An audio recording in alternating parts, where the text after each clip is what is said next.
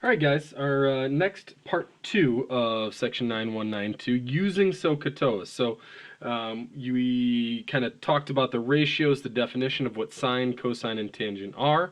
You showed that in part one you could identify the different ratios, either opposite over hypotenuse, adjacent over hypotenuse, opposite over adjacent, to simply say, hey, that is the ratio. Now we get into using it to solve and actually do some things with trig equations. And in this part, we're going to talk about solving for a missing side length, where prior to using SOHCAHTOA, we wouldn't have been able to. Okay. The first thing we need to do is make sure that we are able to use our calculator. Our calculator will come in handy here. It's impossible to find these trig values like cosine of 3 degrees without your calculator. So I have my calculator brought up on my laptop, so we'll kind of slide that into the screen. And the first thing we need to make sure is that in the top right corner of your calculator it says DEG. That stands for degrees. We have a couple different modes our calculators can be in. Degrees and radians are the ones that are used mostly. If it's not, you're going to go to Doc, hit Settings and Status, Document Settings, and then you're going to change the angle to say degree. Mine already is, so I'm going to cancel that if yours wasn't. You're going to hit Make Default. Okay, we're going to be working in degrees for the purpose of Unit 9. Okay, and then it's pretty simple to evaluate your trig functions using your calculator. It'll be a skill that we'll need here in the more prevalent problems. But all of our trig functions are found in the trig tab right here. So this trig button, we'll click that, and as you'll see, there's a lot of them. The ones we're focusing on are sine, cosine, and tangent. And you see that there's these negative ones here. These are inverses. So this is sine inverse, cosine inverse, and tangent inverse. Those will be used in part 3 of our notes.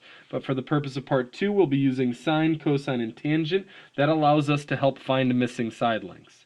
But just to test our calculator work, cosine of 3 degrees. We'll select cosine, and then we'll type 3. Since it's in degree mode, we don't need to use a degree symbol. We'll hit Control Enter, so we get it as a decimal. Enter.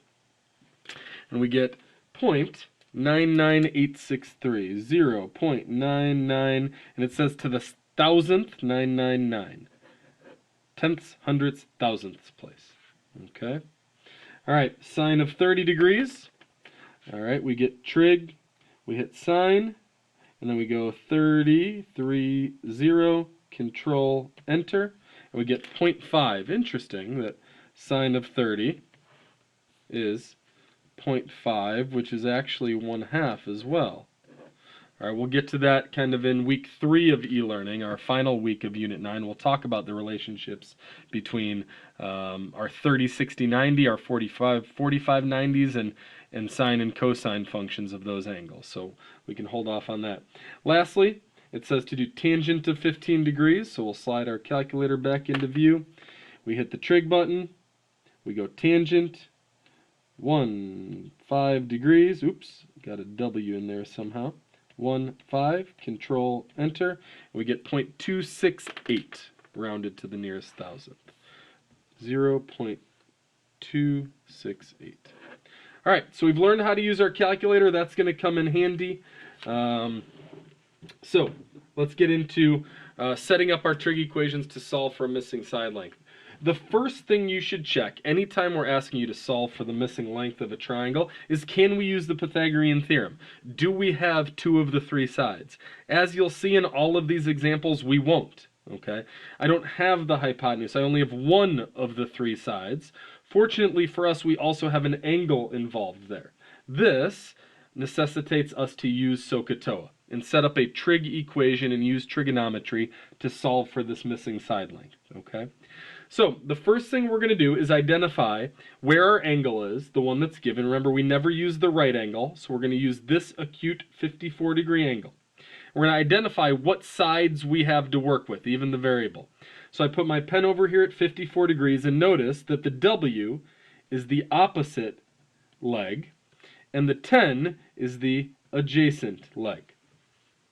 All right, and the first thing we need to do is we need to choose the trig function.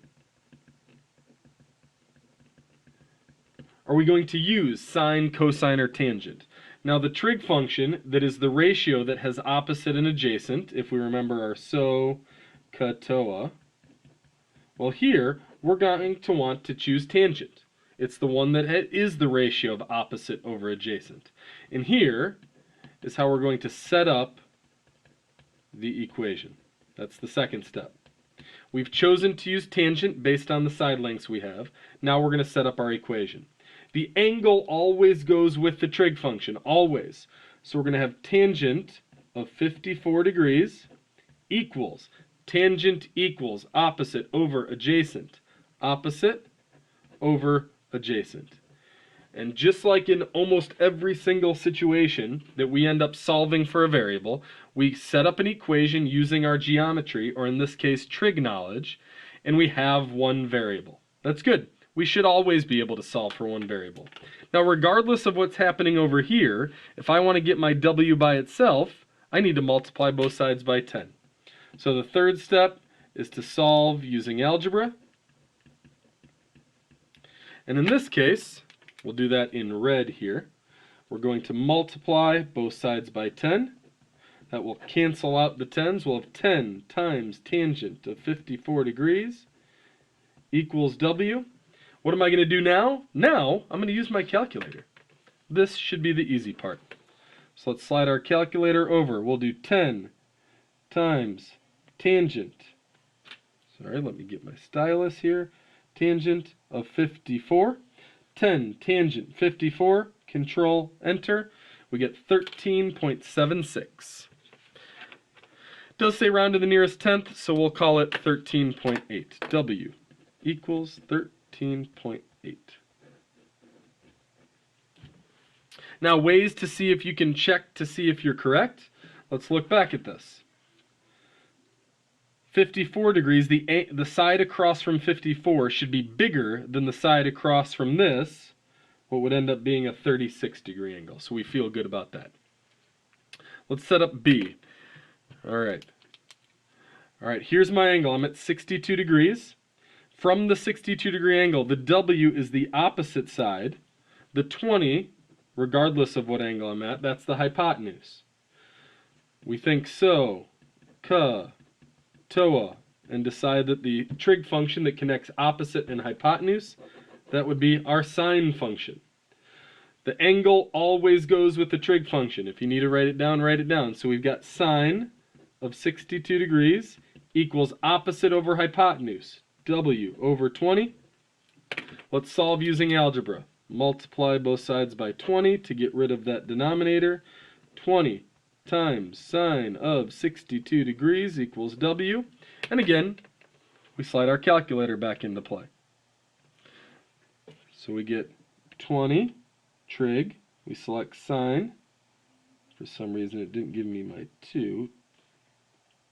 20 sine of 62 degrees. Control Enter. 17.659 or 17.7.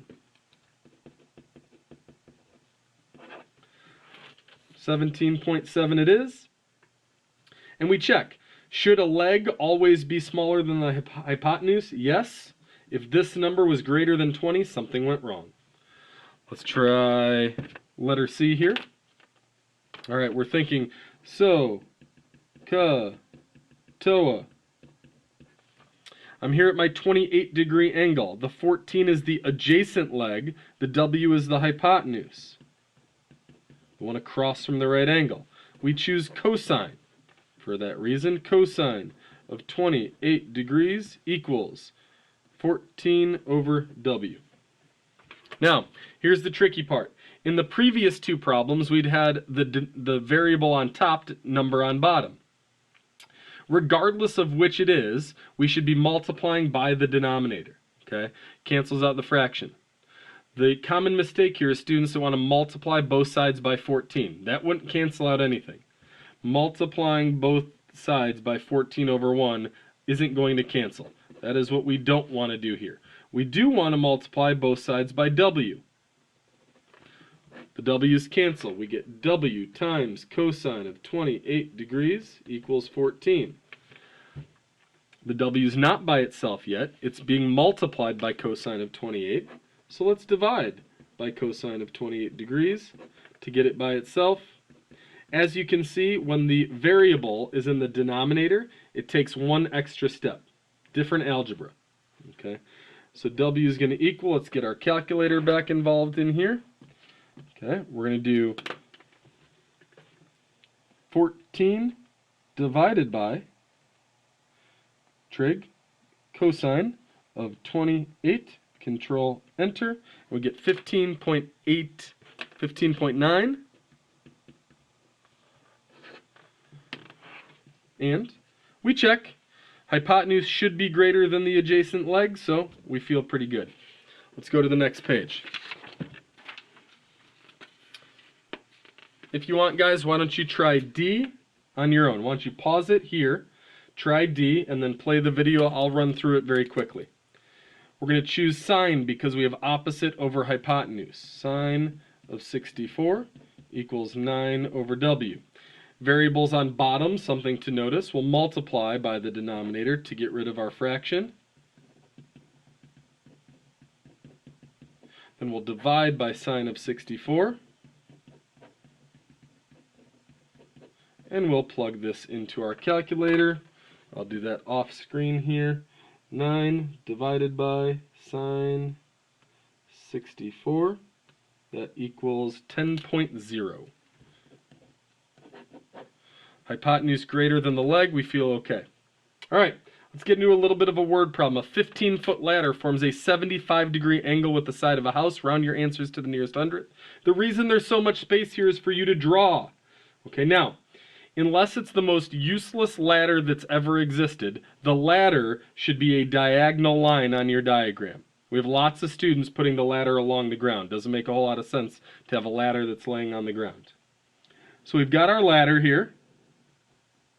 It's going to be leaning against the side of a house. That was a pretty terrible house, but we're okay. Here's the ground, and magically, it's going to create a right angle.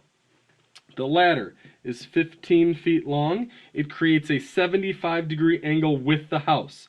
Ladder, house. Here's the 75-degree angle. We're asked for two things. What height of the house does it reach? Let's call that X, and we'll put it right there. How far is the base of the ladder from the bottom of the house? That would be this length here. We'll call that one Y. Let's solve for X first. I find my angle at 75 degrees. The X and the 15 would be the adjacent and the hypotenuse. We're choosing cosine. Cosine of 75 equals X over 15. We multiply both sides by 15.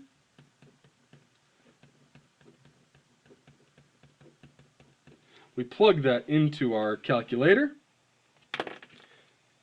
15 times cosine of 75, control enter, 3.88.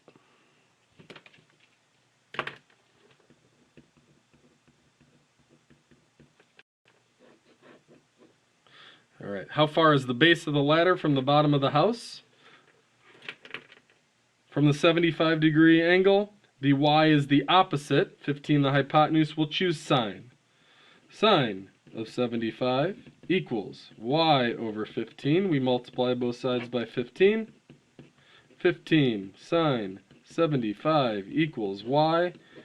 And the base of the ladder will be, from the bottom of the house, 15 sine 75, control enter, it will be 14.5 feet away from the house. Bring your questions to our office hours.